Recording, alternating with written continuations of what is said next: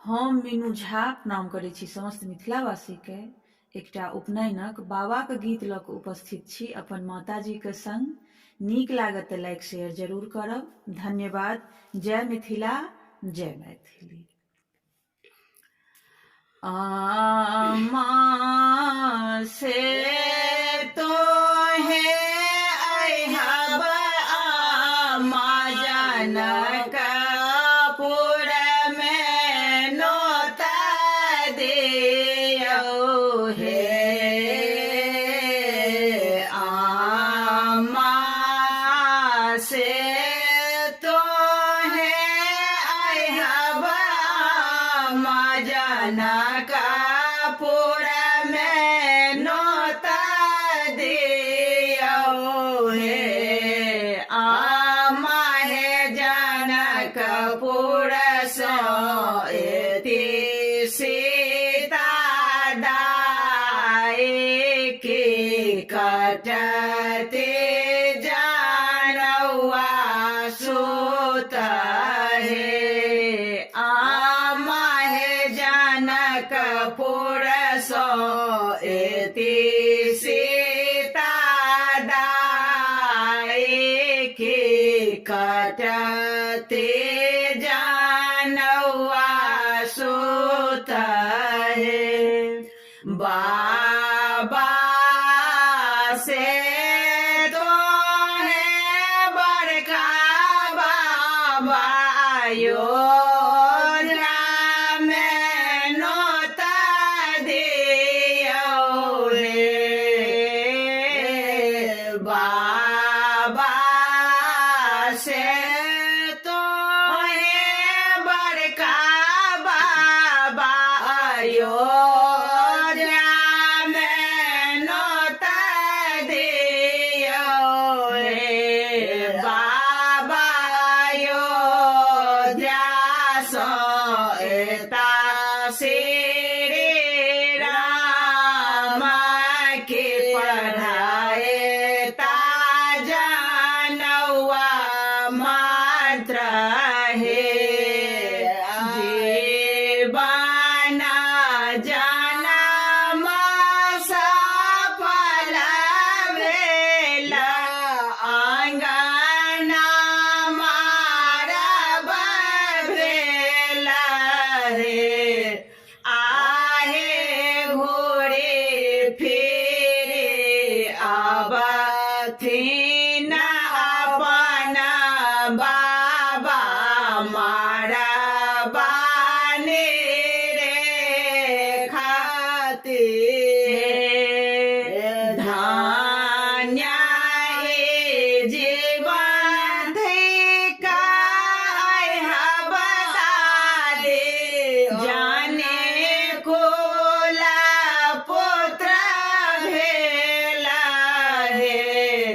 आहे ब्राह्मण एता आज अपन बरुआ आंगना सोहावन लागे हे।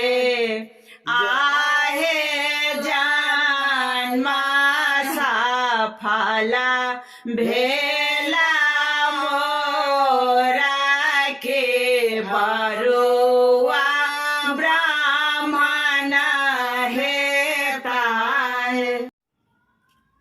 हम मीनू झा प्रणाम करै छी समस्त मिथिलावासीके। अपन माताजीके संग एकटा उपनयनक बाबाक गीत लऽ कऽ उपस्थित छी। धन्यवाद। जय मिथिला, जय मैथिली। चैतहि बरुआ विदा भेल बैसाखहि लौटल हे। चैतहि बरुआ विदा भेल बैसाखहि लौटल हे। आहे जाए त बरुआ गे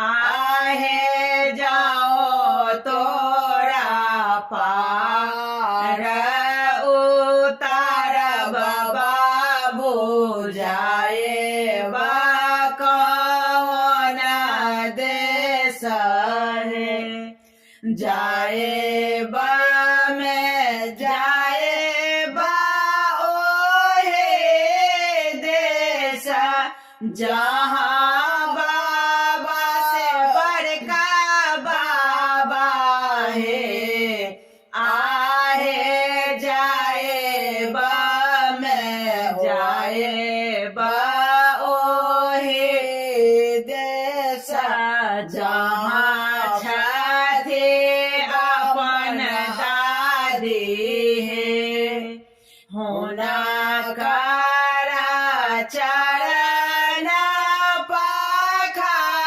पखारबा हम ब्राह्मण होयबा है आहे जो हम जाने तो माए बरुआ है ता ब्राह्मण है आहे जो हम जाने तो माए बरुआ है ता ब्राह्मण है गंगा रे हर जोत बेता हूँ मोतिया उपज बेता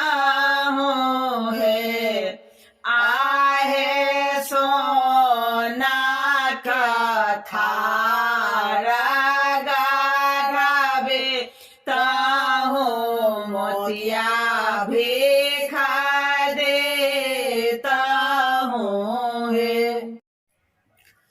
हम मीनू झा गोर लगे छी समस्त मिथिलावासी के एकटा उपनयन गीत लऽ कऽ उपस्थित छी। उपनयन में जे मृगक छाल शाही काट ई सब के जे विध होइए ताहि विधक गीत लऽ कऽ उपस्थित छी। कोशिश करै छी अपने लोकनि के नीक लागे। धन्यवाद। जय मिथिला, जय मैथिली। नदिया के तीरे बहेलिया की हरियर पात भेल हे नदिया के तीरे बहेलिया की हरियर पात भेल हे आहे ताहे तार ठाढ़ भेला बाबा के तेरा धनुष लेने हे आहे तहे तार ठाढ़ भेला बाबा के तेरा धनुष लेने हे आए हम मृगा मारब मृगा छाल चाहे हे आए हम मृगा मारब मृगा छाल चाहे आहे आए हम साहे के मारब साहे काट चाहे आहे आए हम साहे मारब साहे काट चाहे सभा में बैसल आहा स्वामी नति करो हे